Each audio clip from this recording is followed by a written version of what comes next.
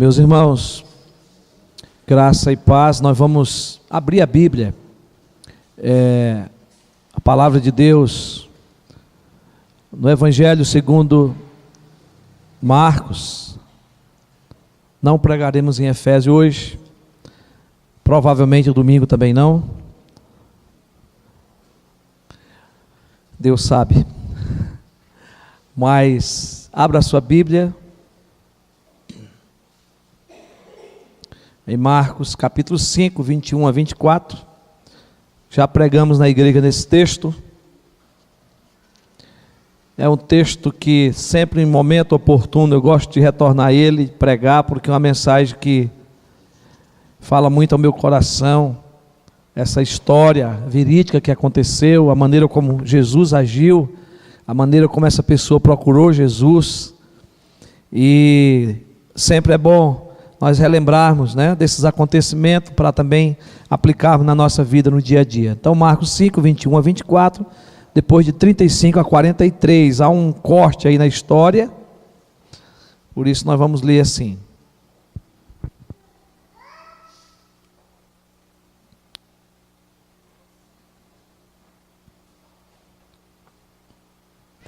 Tendo Jesus voltado no barco para o outro lado, afluiu para ele grande multidão, e ele estava junto do mar.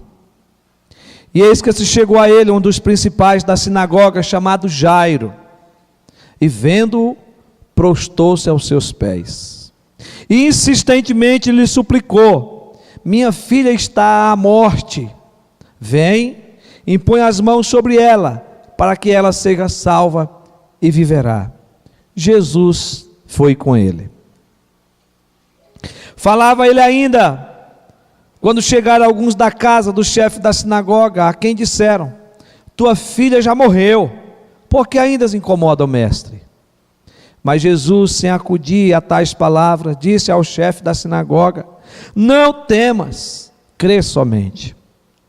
Contudo, não permitiu que alguém o acompanhasse, senão Pedro e os irmãos Tiago e João. Chegando à casa do chefe da sinagoga, viu o alvoroço e os que choravam e os que pranteavam muito. Ao entrar, lhes disse: por que estáis em alvoroço e chorais?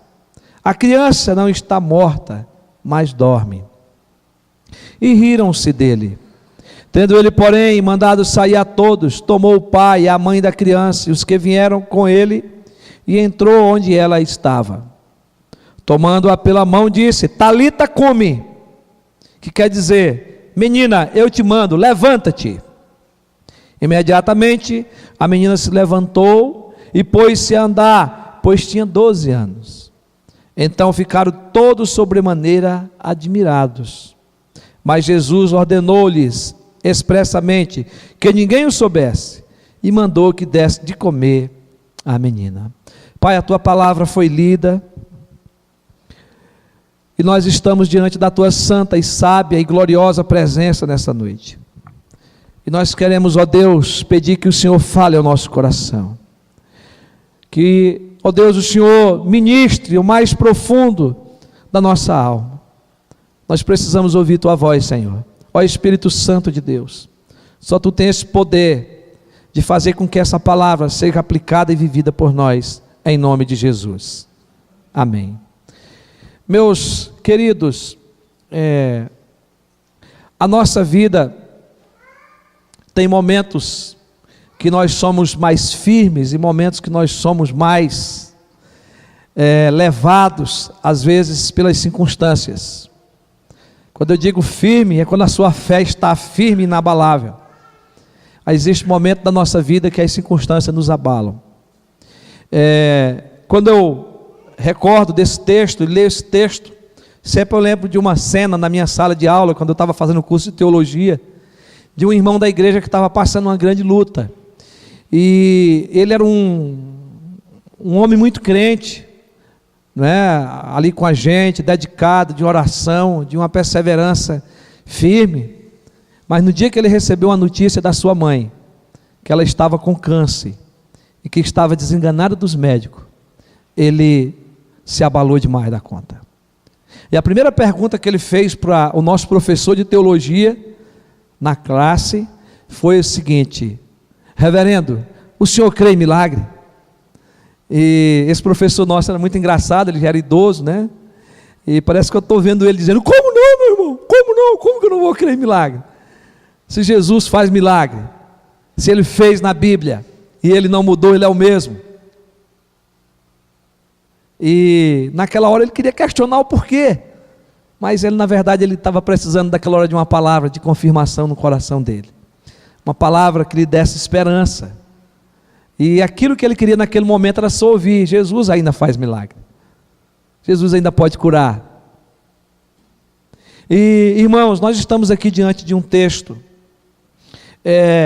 de uma história de cura, de uma história que, além de uma cura, nós podemos afirmar de uma ressurreição, de um momento de sofrimento, de um momento que ninguém pede, mas chega, bate a nossa porta. Mas eu queria antes falar para você de Jesus, porque o personagem mais importante nesse texto aqui não é Jairo, não é a filha dele, mas é Jesus, amém? E Jesus, ele está aqui numa trajetória de cansaço. Jesus, há alguns dias, ele não descansa. Nós não temos relato se ele comeu, se ele não comeu, se ele dormiu, se ele não dormiu. Mas o que a narração de Marcos nos leva a entender é que ele está numa sequência de muito trabalho.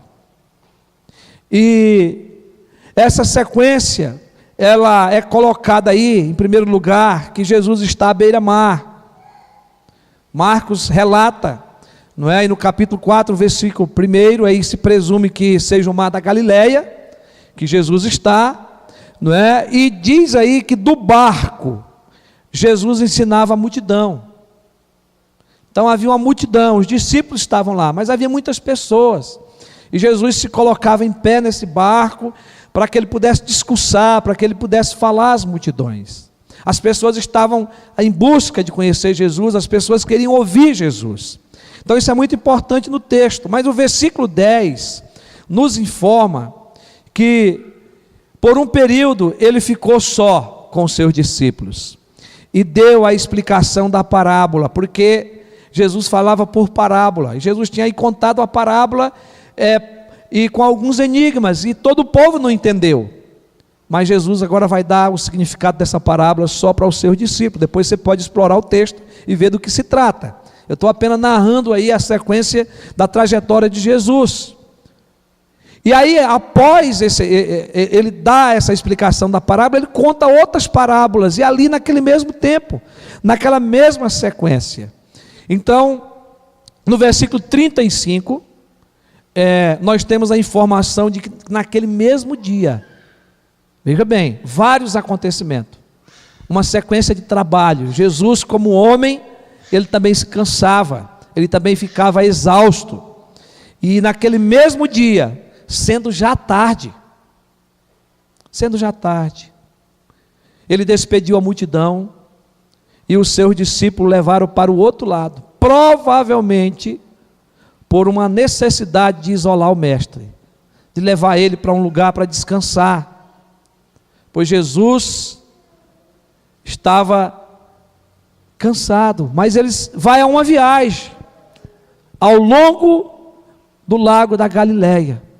Eles entram no barco, e ali, naquela hora que Jesus está dormindo, e essa é uma das provas que ele está cansado, porque ele vai lá para a popa do barco, né, para um local que ele podia ficar sozinho. Diz que Jesus está dormindo, e tem uma tempestade, acontece uma tempestade, e lá no capítulo 5, quando eles estão lá do outro lado, que eles desembarcam do barco, após enfrentar a tempestade, Jesus repreender aquela tempestade, Jesus tem um encontro com um possesso de um espírito maligno, um endemoniado, o endemoniado Gerazeno, que vem ao encontro de Jesus, dizendo: que tenho eu contigo, Jesus de Nazaré? E Jesus repreende, não é? Ali é uma guerra espiritual muito grande, porque fala de uma legião de demônios, né? E Jesus os expulsa, Jesus liberta aquele homem, não é? Irmãos, está tudo aí numa sequência, porque diz aí no versículo 21 do capítulo 5 que Jesus voltou para o outro lado do mar, ou seja, de onde tinha vindo, veio de novo uma multidão ao seu encontro. E aí é nesse momento que vem pessoalmente ao encontro de Jesus esse homem chamado Jairo, um dos principais da sinagoga. Ou seja, Jesus foi descansar, o seu descanso foi interrompido pela tempestade. Ele chega do outro lado, ele vai de encontro a um homem possesso, ele vai, liberta aquele homem, tem todo um diálogo com aquele homem. E aí Jesus volta de novo, mas lá já tem uma multidão esperando ele. E aí vem um homem com um problema muito grave. Vem um homem lhe procurar. E uma coisa que eu aprendo com Jesus aqui é que Jesus sempre está disposto a atender. Jesus sempre está disposto a cuidar de pessoas. E Jairo vem ao encontro de Jesus, e esse homem é um dos principais da sinagoga. Era o lugar onde Jesus muitas vezes foi ministrar. Esse era um homem identificado aí pelos anciões, como um que estava encarregado ali na sinagoga dos serviços, daquele lugar onde eles estudavam a lei, a Torá. Então ele é um dos principais, provavelmente também um doutor, o texto não fala, mas ele era um dos principais, não é? E esse homem vem ao encontro de Jesus. Jesus por diversas vezes esteve em Cafarnaum, pelas sinagogas. E aí, meus irmãos, é importante como que Marco narra, porque diz que o texto vai nos mostrar que Jairo, ele tinha um problema em sua casa, e o problema da sua casa era um problema de enfermidade, era um problema muito grave, não é? E a sua filha estava enferma, mas não era uma enfermidade qualquer, a sua filha estava à beira da morte, e o que nos leva a entender isso, é que essa menina já tinha sido desenganada, os remédios não tinham dado conta de trazê-la de volta à saúde. Eles estavam desesperados, tanto a mãe que ficou, como o pai que foi buscar ajuda. Eles estavam desesperados por causa da filha. E a Bíblia relata aí que ela era filha única. Ela tinha 12 anos de idade. E que todo pai espera, não é? Os filhos crescer, chegar na adolescência, chegar na juventude, não é? Essa filha tem 12 anos. Era filha única, está agora à beira da morte. E o que a gente percebe é que quando Jairo procura Jesus aí, já havia esgotado todas as soluções possíveis. Tudo tinha se esgotado, tudo tinha passado. E agora aqui é o grito de socorro. É quando a pessoa está no fundo do poço. Ele lembrou de Jesus. E ele foi da cidade em que ele estava, em busca de uma solução, talvez a única solução que ele tinha era buscar Jesus de Nazaré. Porque as notícias corriam que Jesus curava os enfermos, que Jesus restaurava a vista dos cegos, que Jesus já havia ressuscitado, né, o filho da viúva de Naim. As notícias corriam. E aí, meus irmãos, Jairo vai a Jesus para resolver o seu problema. Ele tem um problema, ele precisa de uma solução. E ele vai a Jesus movido por um coração doído, a dor está presente, não é? O medo, o temor da perca da sua filha. Ele vai a Jesus, mas ele vai a Jesus com fé, ele vai confiante, porque ele vai a Jesus e diz: vem e impõe as mãos sobre a minha filha, e ela ficará curada, ela viverá. Essa é a fé de um homem que deposita agora a sua confiança no momento de dor sobre Jesus, aquele que pode todas as coisas. Irmãos, existem muitos momentos da nossa vida que nós precisamos agir como Jairo. Nós precisamos correr diretamente para os braços de Jesus, com fé, não é? Levar a nossa dor, levar o nosso sofrimento aos pés daquele que pode. Agora, irmãos, é interessante a gente entender que havia urgência nessa busca. Ele vai com urgência. Ele quer logo que Jesus lhe atenda. Ele quer que logo Jesus vá com ele para a sua casa. E irmãos, e vocês sabem que há uma interrupção. Há uma interrupção. Jesus vai com ele, começa a caminhar com ele, mas no meio da multidão tem uma mulher enferma. e que essa mulher toca na hora das vestes de Jesus, e Jesus vai dizer que dele saiu o poder. Jesus sabia quem era, mas Jesus começa a dizer: quem me tocou? E os seus discípulos começam a repreender Jesus: Jesus, a multidão te aperta, são muitas as pessoas, e agora tu vem perguntar quem te tocou? São muitas as pessoas que te tocam. Mas Jesus diz: não, mas uma pessoa me tocou de maneira especial, porque de mim saiu o poder. Aquela mulher que sofria de uma hemorragia, também há muitos anos, quando tocou em Jesus, ela foi curada. Aleluia. Jesus lhe curou. E aquela mulher, ela tem o direito, ela se manifesta, e ela diz: foi eu que te toquei. Mas irmãos, eu fico pensando, Jairo, diante de todo esse episódio, com aquela pressa toda de que Jesus chegasse na sua casa, com aquela pressa toda de que Jesus resolvesse o problema da sua filha. Agora Jesus é interrompido, nós não sabemos quanto tempo, mas ele fica lá, e ele fica ali insistindo para que Jesus fosse,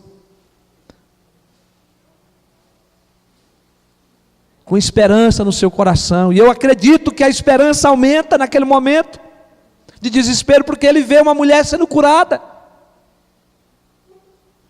ele vê uma mulher recebendo um milagre. E eu tenho certeza que no seu coração naquela hora ele dizia: ele vai curar minha filha também. Mas a tensão do texto aumenta. A tensão do texto aumenta.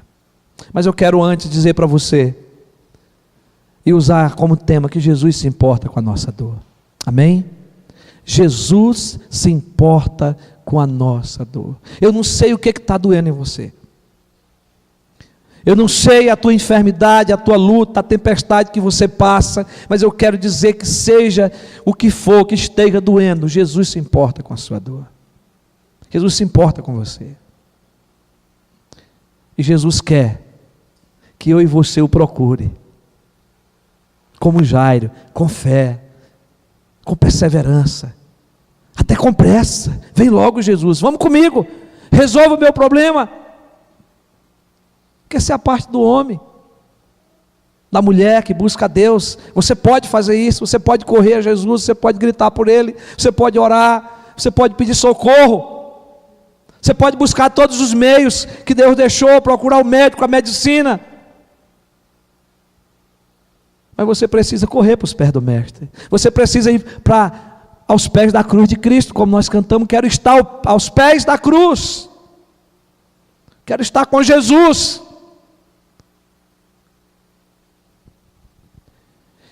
Agora, meus irmãos, Jesus se importa com a nossa dor. Como é que nós podemos identificar que Jesus se importa com a nossa dor? Olhando essa trajetória de Jesus, Ele já se importou com várias pessoas, com a multidão, com os próprios discípulos, se importou com o gadareno, ou gerazeno, se importou com a mulher que tinha hemorragia. Uma sequência. Jesus está se importando, Jesus está atendendo as pessoas. E nós podemos dizer, porque Jesus deu atenção a Jairo, mesmo em meio à multidão e ao cansaço. Essa é a primeira resposta que a gente tem. Jesus se importa com a dor de Jairo, mesmo em meio à multidão, mesmo em meio ao cansaço físico. Jesus se importa, Jesus vai com ele. Versículo 21 a 23, diz aí,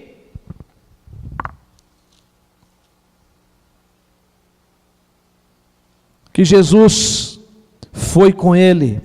Um dos principais chegou, um dos principais da sinagoga, chamado Jairo, e vendo Jesus, prostou-se aos seus pés, e insistentemente lhe suplicou: minha filha está à morte, vem e põe as mãos sobre ela, para que ela seja salva e viverá. E Jesus foi com ele. Jesus se importa com a nossa dor, porque Ele atende, porque Ele fica junto, porque Ele vai conosco, Ele caminha conosco. E nós já adiantamos para vocês que Jesus não tinha parado naquele dia, tinha enfrentado tempestade, tinha enfrentado guerra espiritual, estava cercado pela multidão, mas ainda assim Jesus atende ao pedido de Jairo e vai com ele. E irmãos, é interessante que ele continuou implorando. Isso você pode também depois ler, esse mesmo relato feito por Mateus, não é? E comparar esses textos, porque diz que ele continuou insistindo e pedindo que Jesus fosse com ele.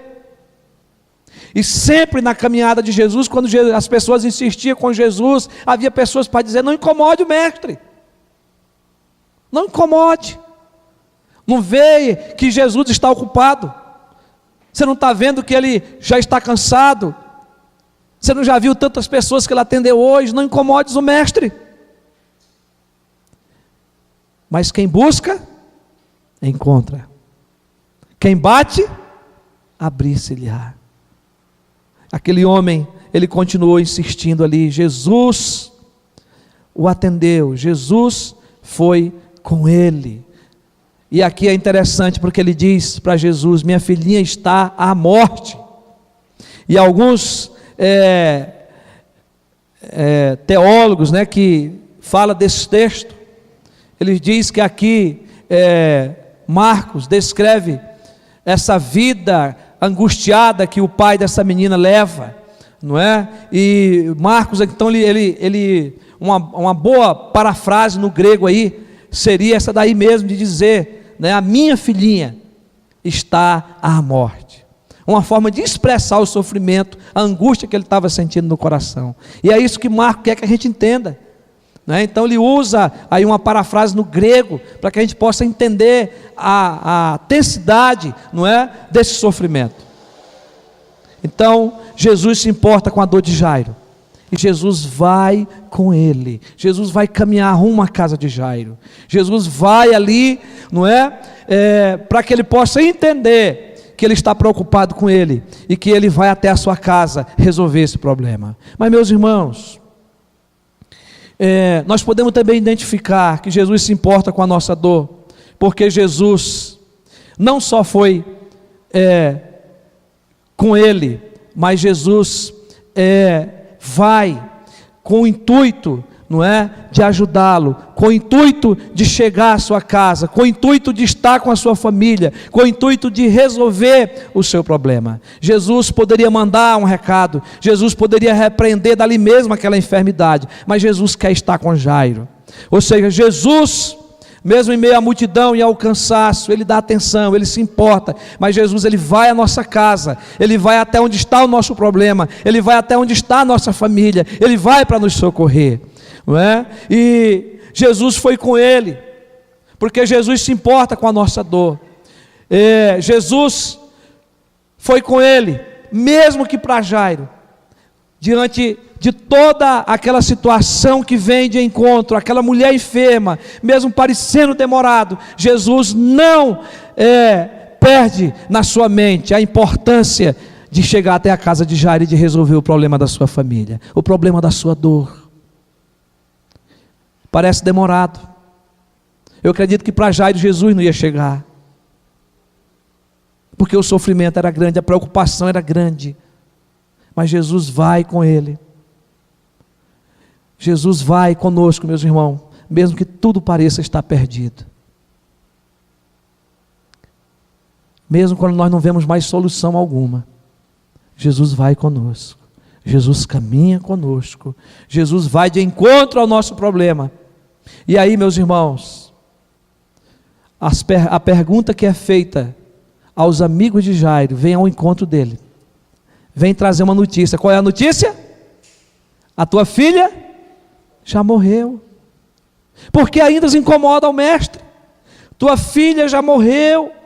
Tu ainda está incomodando o mestre Jesus diante de toda essa situação.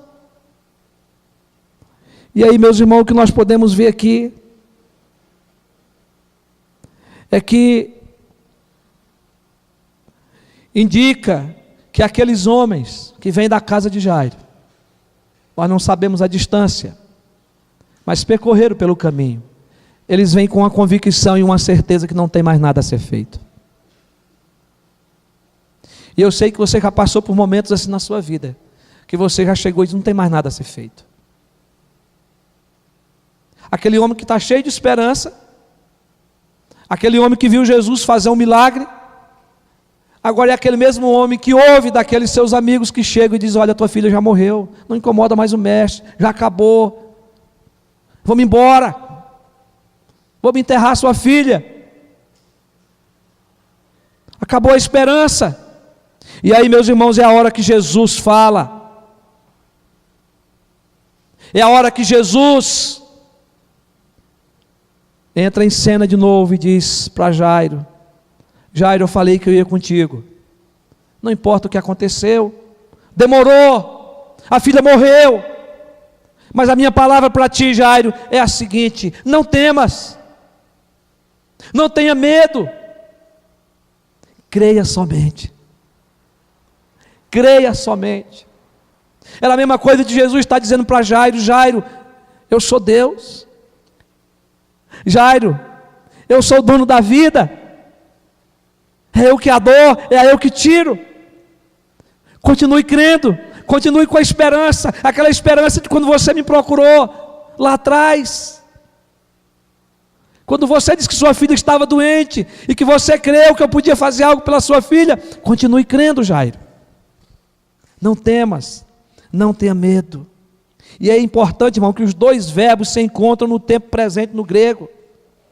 Não tema, creia somente. A notícia desencadeou o medo no coração de Jairo, mas Cristo insistiu com ele para não abandonar a sua fé. Aquela fé do versículo 23, que ele diz: vem, impõe as mãos sobre ela, e ela será salva e viverá. Jesus diz: continue crendo, creia somente. Meus irmãos,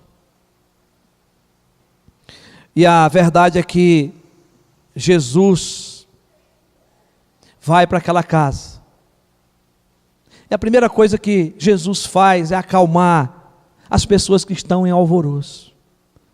A menina está morta, as pessoas estão chorando, alguns gritando, provavelmente a mãe desesperada, mas Jesus está chegando lá com o pai, e a primeira coisa que Jesus faz é acalmar. E entre os judeus havia um costume de lamentação pelos mortos, que era algo muito grande, e os judeus pagavam pessoas para prantear, para chorar pelos mortos, para manter aquele ambiente de tristeza. Isso era algo muito comum, e eram feitos por profissionais, não é? E o texto de Mateus 9:23 vai falar sobre isso, depois você pode conferir. Pessoas que estavam lá tocando, tocadores de flauta, Mateus cita, que está lá junto com a multidão. Então, irmãos, a menina estava morta, para todos ali a menina estava morta. Havia planteadores, pessoas chorando, desespero, e a primeira coisa que Jesus chega ali é acalmando aquela situação.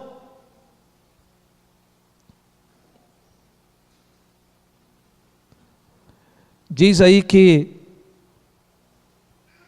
Jesus, sem acudir a tais palavras, disse ao chefe da sinagoga: não temas, crê somente. Contudo, não permitiu que alguém o acompanhasse, senão Pedro e os irmãos Tiago e João. Chegando à casa, versículo 38, do chefe da sinagoga, viu Jesus o alvoroço, os que choravam e os que planteavam muito. Ao entrar, lhes disse: por que estáis em alvoroço e chorais? Jesus acalma. E diz: a criança não está morta, mas dorme. A criança não está morta, mas dorme. Jesus se importou com a dor de Jairo, mas Jesus se importa com a dor de todos que estão ali, com o choro, com o sofrimento. Jesus procura acalmar e diz: a menina não está morta, mas dorme. Como podemos identificar que Jesus se importa com a nossa dor? Porque Jesus é aquele que tem o poder de fazer o milagre. E aqui nesse texto Jesus faz o milagre, amém? Jesus faz o milagre, Jesus entra no quarto somente com os discípulos que lhe acompanhavam e com os pais da menina. E Jesus ordenou a vida e a saúde daquela menina. Jesus repreendeu a enfermidade. O texto diz que as pessoas riram de Jesus. Ele mandou sair a todos, tomou o pai, a mãe da criança, os que vieram com ele, e entrou onde ela estava. E tomando-a pela mão, disse: Talita cumi, que quer dizer: menina, eu te mando, levanta-te. E diz a palavra de Deus que imediatamente a menina se levantou e pôs-se a andar, pois tinha 12 anos. Então ficaram todos sobremaneira admirados. A ressurreição da filha de Jairo, irmãos, foi o segundo exemplo no ministério de Cristo de restauração da vida de mortos. O primeiro está em Lucas 7,11, quando Jesus ressuscitou o filho da viúva de Naim. E aqui acontece que Jesus manda que essa menina se levante, que era dada como morta, e a menina se levantou e passou a andar. E é importante, irmãos, que é nesse contexto que diz que a menina tinha 12 anos, porque a menina já andava. Uma menina que tinha vigor de vida, mas a doença lhe pegou. E a camada ali, ela, para todos, estava morta. E agora Jesus chega, e Jesus é a solução para a vida. Ele é a solução para qualquer enfermidade. Ele é a solução para qualquer problema e dificuldade, para qualquer circunstância da nossa vida. Jesus é a solução. E é interessante aqui, irmãos, que diz que foi imediatamente que a menina se levantou. É uma ação imediata. E diz que a menina andava, é uma ação contínua. O poder de Jesus foi manifesto. Glória a Deus por isso. E os pais e os discípulos ficaram admirados e ao mesmo tempo assombrados com o milagre, porque diz o texto aí: então ficaram todos sobremaneira admirados com o milagre, espantados com o que aconteceu ali. Mas, irmãos, o texto não descreve Jairo, mas eu imagino que Jairo está agora feliz, porque a sua fé foi mantida. Jesus tinha dito para ele: não temas, continue crendo, creia somente, eu estou indo fazer o milagre. E Jairo testemunhou esse milagre. E aí Jesus ordena depois para que eles dessem comida à menina, para que a menina se fortalecesse as suas forças físicas. Isso é muito importante, irmãos, porque uma pessoa quando está doente precisa comer. A pessoa quando está com fome precisa se alimentar, para que possa andar, para que possa trabalhar, para que possa continuar a viver. Então Jesus dá a vida, mas Jesus agora coma, agora se alimente. E depois Jesus dá uma outra ordem: que eles não tocassem trombeta, que eles não saíssem falando. Aquelas pessoas que estivessem ali guardassem no coração aquilo que eles tinham visto acontecer. O tempo e a hora de Jesus não era chegada ainda, irmãos. Jesus estava caminhando para a cruz, ele ia ser morto e crucificado. E Jesus não queria a exposição, não é? Pelo que era feito, para que ele não fosse prejudicado, para que o dia e a hora chegasse, na hora certa, dele subir a cruz do Calvário. E Jesus então não conte a ninguém, não passe essa notícia à frente, mas os irmãos sabem que, diante de todos os milagres de Jesus, o que ocorreu foi a notícia do que ele fez, porque as pessoas ficavam maravilhadas. Irmão, Jesus, ele não mudou. Jesus é o mesmo. Hebreus capítulo 13, versículo 8, e para não citar esse versículo errado, como eu já vi, eu vou ler: Jesus Cristo ontem e hoje é o mesmo e o será para sempre. Jesus Cristo no passado, hoje no presente e no futuro, ele não mudou. E graças a Deus por estar relatado na palavra de Deus esse versículo, porque Jesus querendo operar, Jesus querendo curar, Jesus querendo fazer um milagre, ninguém pode impedir. Ele pode fazer. Louvado seja Jesus Cristo, louvado seja por ele poder estar conosco todos os dias, até o dia da sua volta, e ele poder continuar sendo o nosso Salvador, mas também aquele que pode operar milagre, aquele que pode curar. Meus irmãos, aquele amigo meu lá da minha classe, uma semana após ele fazer esse questionamento, nós estávamos orando todos os dias ali no seminário. A mãe dele voltou para fazer um exame médico. Ela tinha tido uma melhora durante aquela semana e ela voltou. E quando ela fez o exame, o médico olhou o exame e disse: olha, aconteceu algo extraordinário. Você não tem nada mais. Seus exames, sumiu o câncer. Você está com o corpo mais fortificado, porque sumiu. Não tem nada. Você está curada. E aquele rapaz chegou lá na classe chorando, dando glória a Deus, dizendo: minha mãe foi curada. Irmãos, isso aconteceu mais ou menos no ano de 2012. 2013 nós terminamos de se formar.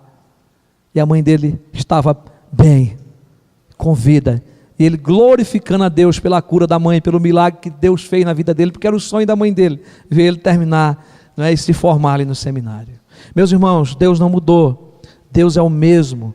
Jesus é a solução para os nossos problemas insolúveis.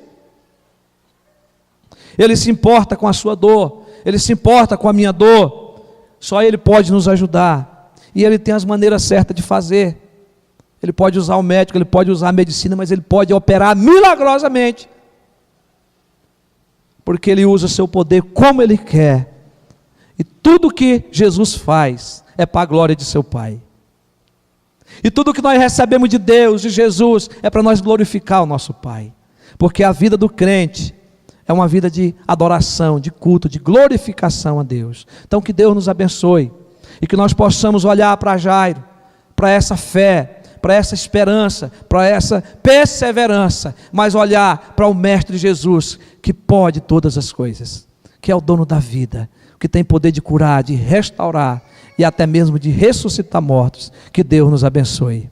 Amém.